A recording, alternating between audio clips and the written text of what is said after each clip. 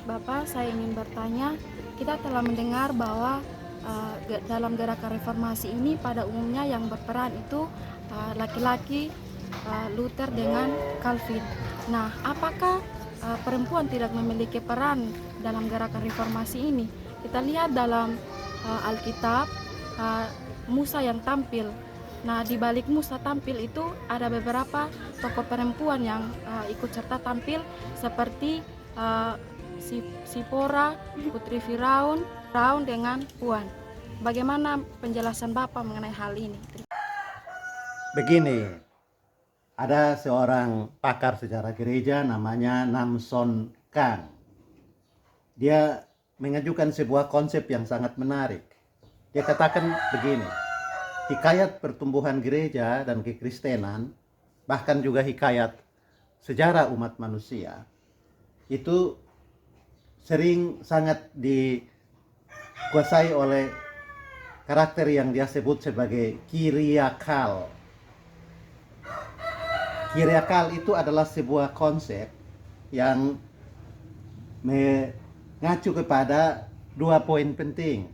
Pertama, kepada sistem sosial yang dibangun berdasarkan konsep kunci dominasi dan kuasa yang bersifat satu arah. Dan yang kedua, menekankan superioritas pihak yang berkuasa. Nah, di lapangan politik, pihak yang berkuasa itu adalah bangsa penjajah atau mereka yang menempati posisi pengambilan keputusan. Dan di sektor masyarakat sipil, kelompok penguasa itu adalah laki-laki. Nah, keseluruhan narasi pertumbuhan gereja dan kekristenan, termasuk di dalamnya narasi pergerakan reformasi abad ke-16, itu penuh dengan aura kolonialisasi dan patriarki. Cerita reformasi abad ke-16 itu sangat bercorak kelaki-lakian karena peran tokoh laki-laki itu lebih mendapat perhatian. Kontribusi tokoh-tokoh perempuan dalam pergerakan reformasi itu hampir-hampir tidak terdengar. Ini sebuah ketimpangan dalam penuturan sejarah. Dan karena itu pertanyaanmu itu bagus.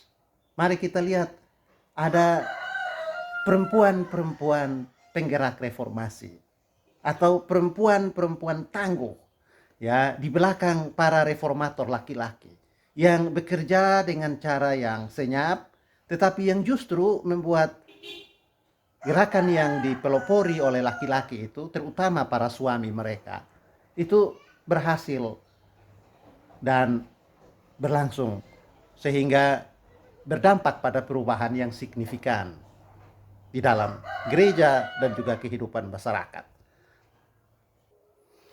Nah, berikut ini perkenankan saya untuk menyebut beberapa perempuan yang bergerak secara senyap di belakang layar, yaitu mendukung pergerakan reformasi abad ke-16.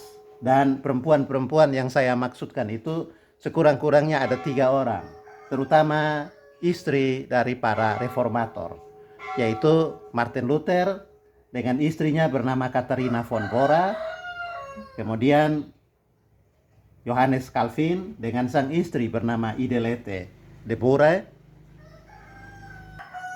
lalu yang ketiga yaitu Anna Reinhardt, yaitu istri dari penggerak reformasi di Swiss, yaitu Ulrich Zwingli.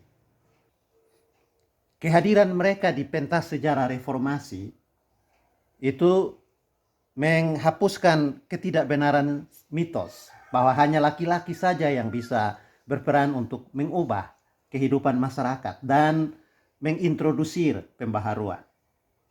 Seperti yang tadi kita sudah dengar, kalau dalam gerakan reformasi itu kita dengar bahwa istri-istri dari para reformator ini memberi dukungan kepada para reformator.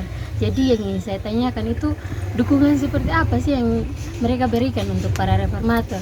Contohnya seperti Katharina, dia memberikan dukungan apa untuk ini Luther, dan Idelete memberikan dukungan apa untuk Calvin, lalu Anna Reinhardt itu memberikan dukungan apa untuk Zwingli.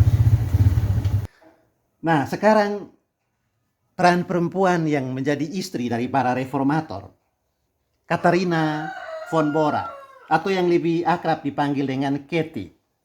Dia adalah biarawati yang kemudian dinikahi Luther.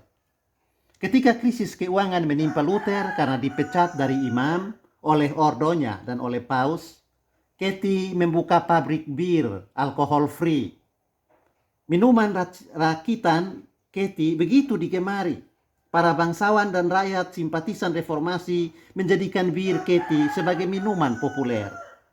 Hasil penjualan bir itu dipakai untuk menopang ekonomi keluarga, tetapi juga membiayai pergerakan reformasi.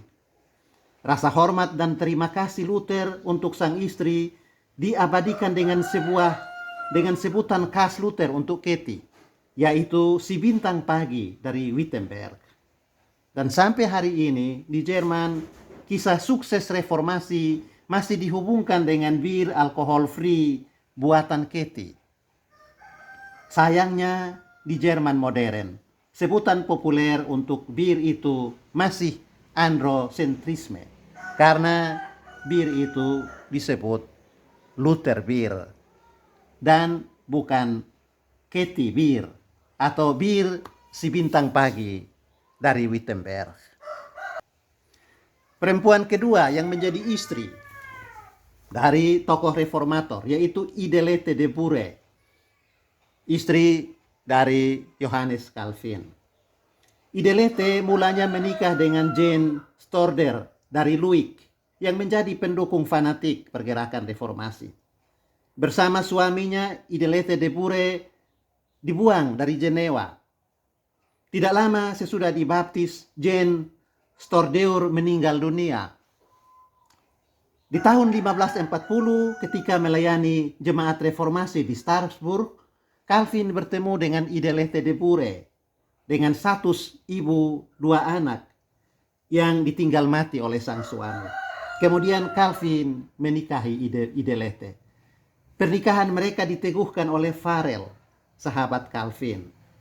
Dalam salah satu surat kepada temannya, Calvin menyebut Idelete sebagai seorang wanita yang bukan saja tak cantik, tetapi juga baik dan alim. Calvin juga mengatakan bahwa ia mendapat seorang istri yang sangat membantu dalam hidup dan pekerjaannya. Juga di Jenewa ada Calvin bir atau ada bir Calvin. Dan tangan Idelete de Bure ikut bekerja untuk menjadikan usaha racikan bir yang bernama atau dijuluki Calvin bir itu masuk dalam pasaran dan menghasilkan cukup banyak dana untuk pergerakan reformasi. Perempuan yang ketiga, Ulrich, istri dari Ulrich Zwingli, reformator, kota Zurich. Namanya Anna Reinhardt. Data-data sejarah yang redaktur lacak untuk keperluan penulisan ini yang berkaitan dengan perempuan yang satu ini masih belum banyak.